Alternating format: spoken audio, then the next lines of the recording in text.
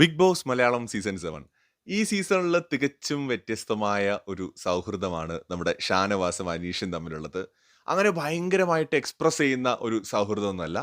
പക്ഷേ നിങ്ങൾ എത്ര പേര് ശ്രദ്ധിച്ചിട്ടുണ്ടെന്ന് എനിക്കറിയില്ല. എനിക്ക് തോന്നുന്നു എല്ലാവരും അത് കണ്ടിട്ടുണ്ടാവും.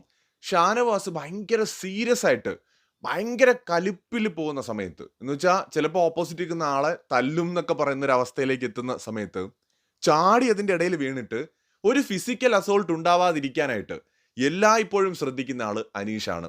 എന്ന് വെച്ചാൽ ഷാനവാസിനെ പ്രൊട്ടക്ട് ചെയ്തുകൊണ്ട് എപ്പോഴും അനീഷ് ബിഗ് ബോസ് വീടിനകത്തുണ്ട്. അനീഷിനെ ബിഗ് ബോസ് വീടിനകത്ത് ഏറ്റവും കൂടുതൽ ചീത്ത പറഞ്ഞിട്ടുള്ള ആളും ഏറ്റവും അധികം റെസ്പെക്ട് ചെയ്യുന്ന ആളും ഷാനവാസ് ആണ്.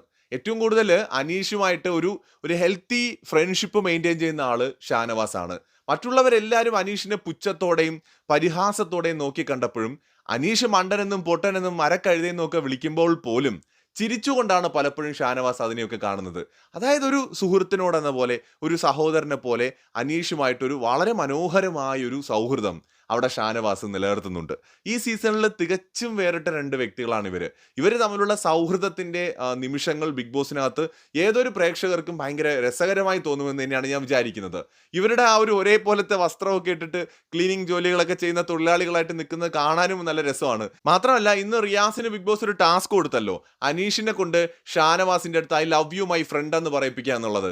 ആ സമയത്തുള്ള അവരുടെ പെർഫോമൻസ് ഒക്കെ ഭയങ്കര രസമായിരുന്നു. അനീഷ് അവസാനം പറഞ്ഞു കേട്ടോ, കുറേ സമയത്ത് അനീഷ് ഇത് പറഞ്ഞില്ല, ഏറ്റവും അവസാനം അനീഷ് അത് പറയുകയും ചെയ്തു. എന്തായാലും ഷാനവാസ് അനീഷ് ഫ്രണ്ട്ഷിപ്പ് ഒരുപക്ഷെ ഈ സീസണിലെ വേറിട്ട കാഴ്ചകളിലൊന്നായിരിക്കും, വേറിട്ട സൗഹൃദങ്ങളിലൊന്നായിരിക്കും, അതിമനോഹരമായ സൗഹൃദങ്ങളിലൊന്നായിട്ട് മാറാനും സാധ്യതയുണ്ട്.